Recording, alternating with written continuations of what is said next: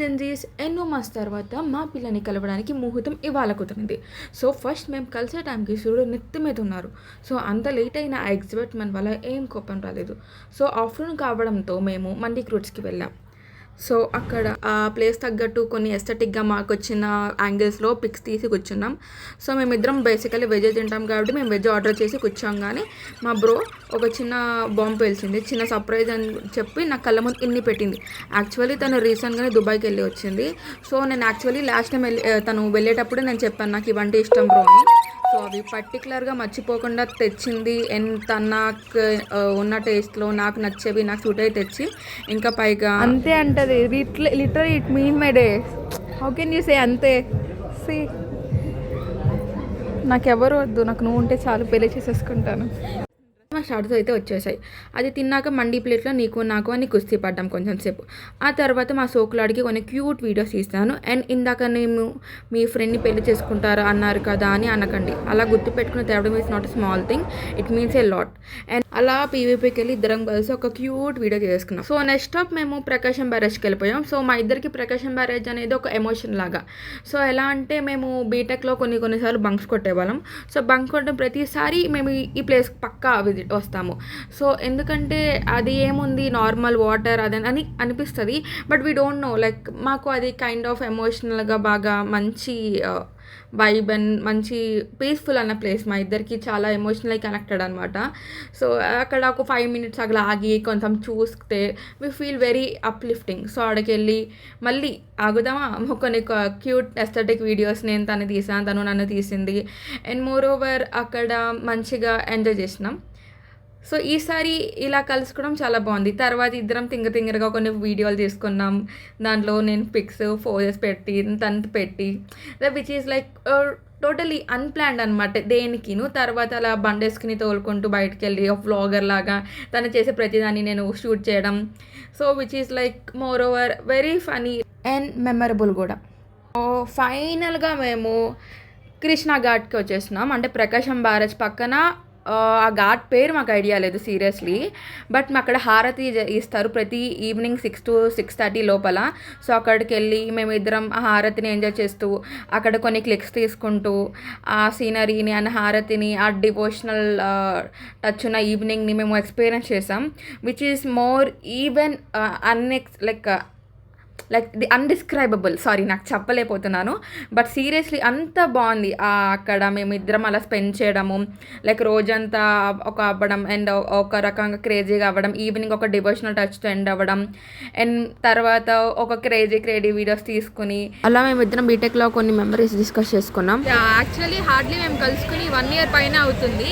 BTech 2nd year అనుకుంటా. మేము కలిసి తిరగని ప్లేసెస్ ఏం లేవు Vijayawada almostly. I don't know తిరగడం అనేది పెద్ద మ్యాటరో కాదో, I really don't know. But ఒక నార్మల్ ఫ్యామిలీ నుంచి, ఒక స్ట్రిక్ట్ ఫ్యామిలీ బ్యాక్గ్రౌండ్ నుంచి వచ్చి మేము కాలేజీలో నో చెప్పకుండా తిరగడం, we don't think that's it's like తప్పు అని ఎప్పుడు అనుకోము. ఎందుకంటే మేము ఎప్పుడు తప్పు చేయలేదు. ఎందుకంటే నేను తింతోనే తిరిగినా తిన్నాతోనే తిరిగింది. We have great memories over. I don't know, మేము పక్కా గ్రేట్గా చాలా ప్రౌడ్గా చెప్పుకుంటాం. బాయ్స్ కూడా మేక్ చేయని మెమరీస్ మేము చేసినాం. లైక్ ప్రతిదీ you cannot even explain in this video. Okay, controversy అయిపోతుంది మళ్ళీ అమ్మాయిలా అన్నట్టు. We can say it even.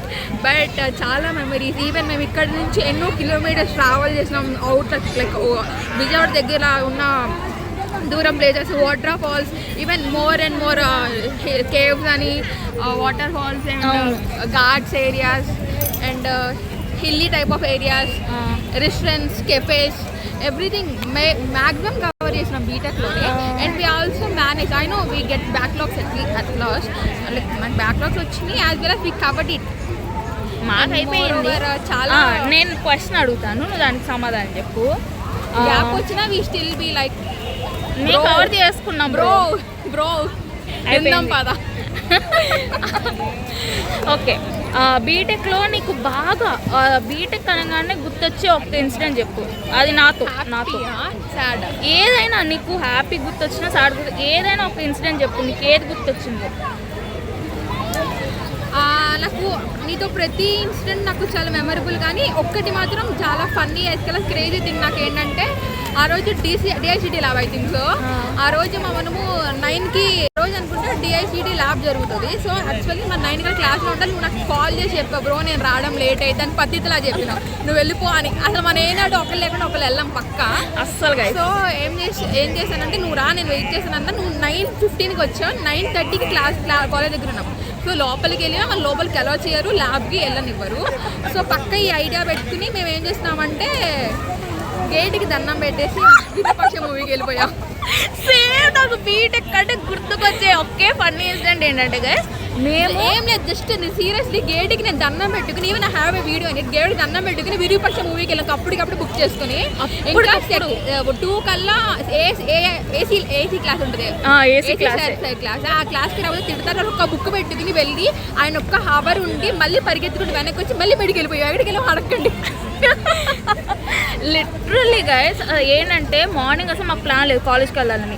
But ఎలాగైనా వెళ్ళాలని చెప్పేసి ఇది రెడీ అయిపోయిందని చెప్పి సరే అని సచిన నేను కూడా వెళ్ళాను. అప్పటికే 9:30 అయిపోయింది కాలేజ్. సో 9:30కి ఎలాగూ వదలరు, ఫస్ట్ పీరియడ్ ఎలాగూ బయటే అని చెప్పేసి మేము ఏం చేసాము, మా ఎదురుగా నెట్ షాప్ ఉండిద్ది. ఆ నెట్ షాప్ దగ్గరికి వెళ్ళంగానే బ్రో వెళ్ళాలా అని నేను ఒక క్వశ్చన్ అడిగా. అది వెళ్దామా అని అడిగింది. దాని తర్వాత వెళ్ళాలా అని మళ్ళీ నేను ఒక క్వశ్చన్ అడిగా. మళ్ళీ అది మేము వాళ్ళ కాన్వర్సేషన్ చేసుకుంటూ కాలేజ్ లోపలికి వెళ్ళాం. కాలేజ్ లోపల దాకా వెళ్ళి మళ్ళీ అప్పుడు ఒక డిసైడ్ అయిపోయాం ఎలాగో వద్దు అని చెప్పేసి టర్నింగ్ తీసుకొని గేట్ దగ్గరకు వచ్చాం, దండం పెట్టుకున్నాం, వెళ్ళిపోయాం. మళ్ళీ ఇప్పుడు ఏం చేద్దాం అని చెప్పి ఏమున్నాయో తెలియదు. వెంటనే చూస్తే విరూపాక్ష దొరికింది. ఆ విరూపాక్షకి వెళ్ళిపోయాం. అసలు క్రేజియెస్ట్ థింగ్. అండ్ మేము మళ్ళీ లంచ్ బ్రేక్ కల్లా వచ్చేద్దాం అనుకున్నాం, కానీ అది రీచ్ మళ్ళీ అవ్వలేదు.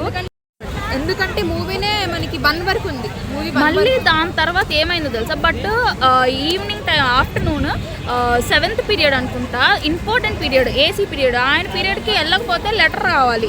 ఏ పీరియడ్లో అడగని లెటర్ ఆయన పీరియడ్లో అడుగుతారు. సో ఆ లెటర్కి ఎలాగో మనకి ఇవ్వరు. మా ముఖాలు చూస్తే లెటర్ కాదు కదా, గేట్ నుంచి బయటకి దొబ్బే మీ పేరెంట్ తీసుకురా అంటారు. అది మా ఫేసెస్ కున్న వాల్యూ అనమాట కాలేజ్. 403 422 3 నా కాలేజ్కి వెళ్ళి 403 322 గురించి అడగండి. 422 403 అంటే తెలిసింది. 322 గురించి అడగండి, బాగా చెప్తారు, మంచి మంచి చెప్తారు. తర్వాత అలాగా మాకు ఎలాగో ఎవరని చెప్పేసి మేము ఏం చేసామంటే 6th పీరియడ్ లోపలికి వెళ్ళాము. 6th పీరియడ్ ఎండింగ్ అక్కడ వరకు వెళ్ళి 7th పీరియడ్ సార్ బయటికి వెళ్ళారు, అట్లాగే వచ్చేసినాం. లోపలికి వెళ్ళారు, మేము ఒక్క బుక్ పట్టుకొని మ్యాగెటిన్ సార్ అని చెప్పేసి అన్నాం. అస్సలు మా క్లాస్ రూమ్లో వాళ్ళ రియాక్షన్లు వీళ్ళు ఎక్కడి నుంచి వచ్చారు, వీళ్ళు ఎప్పుడు ఏంటి అసలు ఏం జరిగిందని చెప్పేసి అనుకున్నారు. మేము వెళ్ళాము, చక్కగా కూర్చున్నాము, ఆయన క్లాస్ వినేసాము.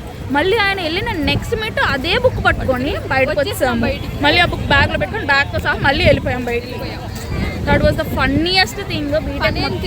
లైక్ అన్నీ ఉన్నాయి, బట్ లైక్ ఫస్ట్ మేము వెళ్ళిన మూవీ అది కూడా ఇంకా మోర్ ఓవర్ చాలా మెమరీ. అది చాలా ఫన్నీ థింగ్. అలా కొంచెంసేపు మాకు నచ్చినట్టు మేము మాట్లాడుకుని తర్వాత చిన్నగా కైండ్ ఆఫ్ ఒక మీ అంబిషన్స్ ఏంటి, నీ గోల్స్ ఏంటి, లైక్ నీ మెయిన్ చిక్ జాబ్, మీ సైడ్ చిక్ జాబ్, ఇలా కైండ్ ఆఫ్ ఫన్నీ స్టెప్స్ అనేది ఎంటర్ అయిందనమాట. సో అది ఎంత ఫన్నీగా ఉందో మీరే చూడండి. So guys we are manifesting for a side job, side main and main jobs. Main job ఏంటంటే ఏంటో చెప్పు. Government job. నాదేంటో చెప్పు. Higher studies. Yes. So guys we are manifesting for a great future, but present మా future లుక్లో ఉంది. అది వేరే విషయం. అందుకని ఫ్యూచర్ గురించి స్ట్రగలింగ్. సో బ్రో నీ సైడ్ చిక్ జాబ్ ఏంటి? నా సైడ్ చిక్ జాబ్ అయితే నేను బుక్ రాయాలి. గైస్ దీని బుక్ స్టోరీ ఏంటంటే, నా పర్సనల్ డైరీ, నేను స్నానానికి వెళ్ళినప్పుడు నా రూమ్లో నా పర్సనల్ డైరీ దొరికిందంట. అది చదివి దానికి ఇన్స్పిరేషన్ వచ్చి ఇది బుక్ రాయడానికి అని చెప్పేసి పూనుకుందనమాట. దీని సైడ్ చిక్ జాబ్ వచ్చేసి నాకు రైటింగ్ హాబీ ఎప్పుడో క్లాసెస్లో ఉన్నప్పుడు క్లాస్ విన్నప్పుడు ఏదో రాస్తూ అలా రైటింగ్ హాబీ అలవాటైంది. దాని తర్వాత కైండ్ ఆఫ్ థాట్ ఏదైనా బుక్ రాస్తాం ఇంట్రెస్టింగ్గా, కొంచెం బాగుండేలాగా, లైక్ నార్మల్గానే, అది పెద్ద పెద్ద పెద్ద పదాలు ఏం కాదు, నార్మల్గానే కొంచెం ఫన్నీ క్రేజీ థింగ్స్ స్టార్ట్ చేసుకుని రాద్దామని. బ్రో నా జీవిత చరిత్ర మంది రాద్దాం. సో నా సైడ్ చిక్ జాబ్ ఏంటో తెలుసా గైస్? Bar business. తాగుబోతులకి అమృతాన్ని ప్రసాదించడం అన్నమాట. వాళ్ళ వల్ల మన గవర్నమెంట్ చాలా అంటే చాలా బెనిఫిషియల్ అవుతుంది. సో అలాంటి వాళ్ళకి మనం ఏదో ఒకటి ప్రొవైడ్ చేయాలి కాబట్టి కొంచెం డబ్బులు ఇచ్చే ఫ్రీగా ఎవడెత్తాడు, అదే మనకి అసలుకే బడ్జెటింగ్. గైస్ దానం చేస్తున్నట్టే ఓవరాక్షన్ చేయకు, దానం నేను రూపాయి కూడా చేయను. No controversies in this. We are also cockroaches guys, unemployed cockroaches అనమాట మేము. స్ట్రగలింగ్. సో అన్ఎంప్లాయిడ్ కాక్రోచెస్ మేము ప్రొటెస్ట్లు చేయలేకపోయిన ఢిల్లీలో వీఆర్ మేనిఫెస్టింగ్ నియర్ రివర్ దగ్గర మేము మేనిఫెస్ట్ చేస్తున్నాము.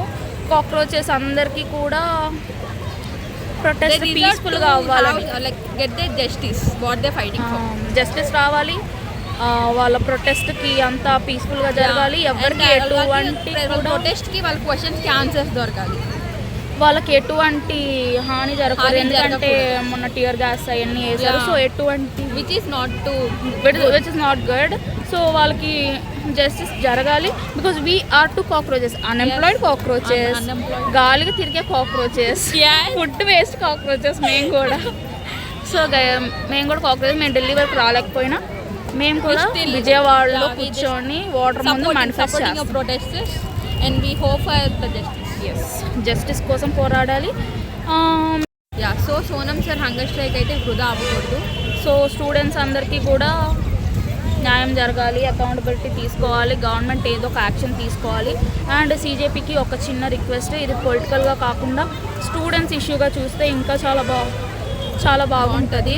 బికాజ్ వేరే పార్టీ వాళ్ళు వచ్చి కూర్చుంటే అది టోటల్లీ ఇంకా పొలిటికల్ అయింది, కానీ స్టూడెంట్స్ లాగా అది రావట్లేదు, సపోర్టింగ్గా ఉండదు. సో అందుకని సపోర్ట్ తీసుకోవాలి వేరే పార్టీస్ దగ్గర నుంచి. బట్ వాళ్ళే వచ్చి కూర్చుంటే అది కాంట్రవర్సీ అవుతుంది, కానీ అది స్టూడెంట్స్ వచ్చి ప్రొటెస్ట్ చేస్తున్నారు అనేలాగా అయితే లేదు. స్టూడెంట్స్కి డబ్బులు వస్తున్నాయి, వేరే పార్టీస్కి ఏంటిది అది పేరు వస్తుందని చెప్పేసి మా దగ్గర అయితే అనుకుంటున్నారు. సో అది కొంచెం చూసుకోండి. స్టూడెంట్స్ కొంచెం ఎక్కువ ఇన్వాల్వ్ అయితే మంచిది. about not NGOs, I am talking about the leaders who are in the BJP. Speak up about the problems of what students are facing. ఇప్పుడు జరిగే దాని గురించి స్పీకప్ చేస్తే సో మీరు హెల్తీ కూడా ఒక హెల్ప్కి ఒక లైక్ ఇంకా ఒక స్టెప్ లాగా ఒక హెల్ప్ లైక్ ఇంకా బాగా సపోర్టింగ్గా ఉంటుంది. సో ప్లీజ్ గైస్ సపోర్ట్ చేయండి. This is not a silly issue. Hunger strikes, protest, tear gases, lathi charges ఇవన్నీ అయితే చిన్న ఇష్యూస్ కాదు. But we can support to social media. So guys thank you.